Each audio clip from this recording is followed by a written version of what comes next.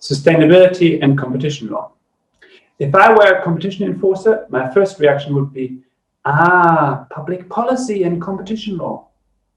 If I'm in a jurisdiction where competition law contains public interest clauses, I would not be particularly concerned.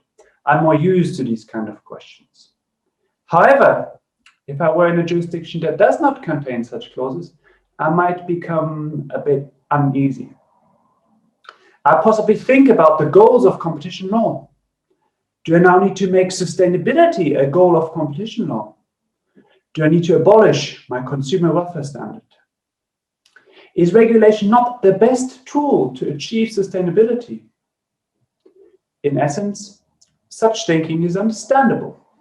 And we all agree that in the majority of cases, regulation is the most appropriate rule to achieve sustainability. Yet, in my paper, I try to go beyond such headlines. Headlines that suggest a dualism of either sustainability or competition law. My paper tries to identify what competition authorities already do and can do. In other words, my paper aims at, on the one hand, identifying common ground and the less controversial areas, and on the other hand, highlight areas which are more controversial and where debate can take place and where reasonable people might disagree on the most suitable path forward.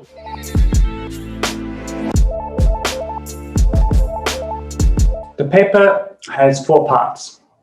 The first part looks at the concept of sustainability and its development. It highlights the 3 elements of sustainability: the environmental, the economic, and the social aspect. The second part examines the normative question of whether competition law should take sustainability into account. The paper looks in this context at different jurisdictions and legal obligations stemming from international, constitutional, and competition law.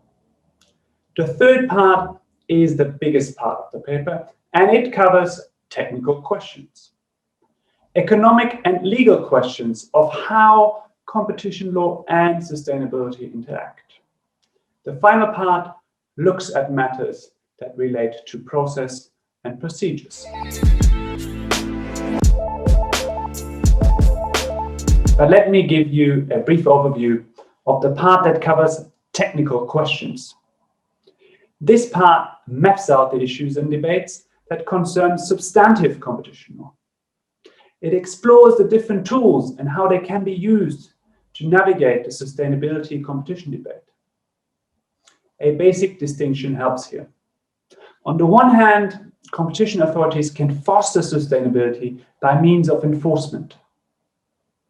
On the other hand, there are cases where companies aim to foster sustainability. And then the question is how competition authorities should treat such activities. What do I mean by that? The protection of competition, consumer welfare, and sustainability overlap. So competition authorities can foster sustainability by targeted enforcement. Targeted enforcement where anti-competitive practices are at the same time detrimental to sustainability.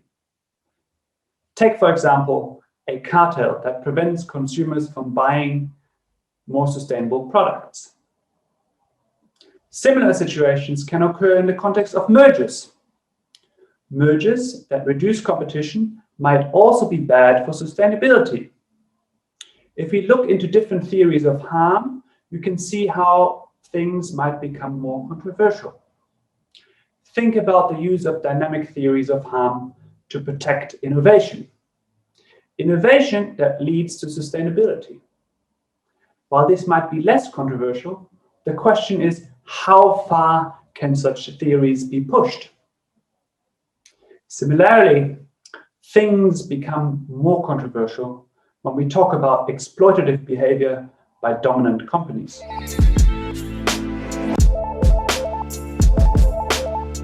As I already mentioned, it helps to distinguish cases where competition enforcement helps sustainability from situations where businesses aim to foster sustainability. In this context, the paper identifies less and more controversial areas.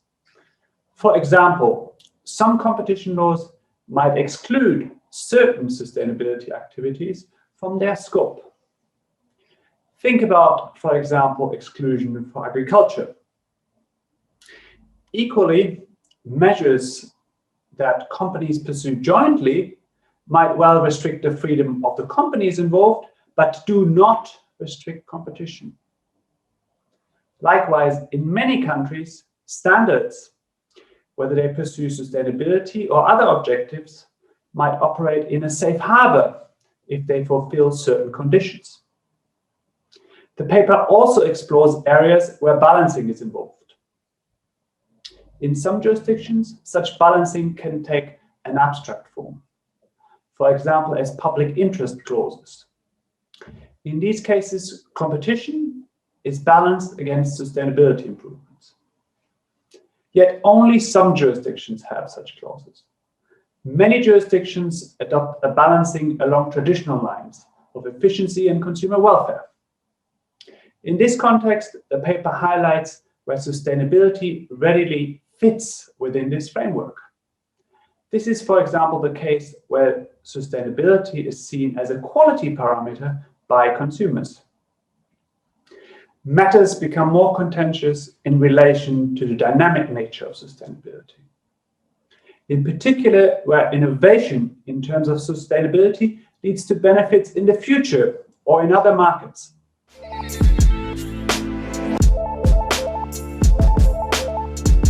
The final part of the paper looks at process-related questions.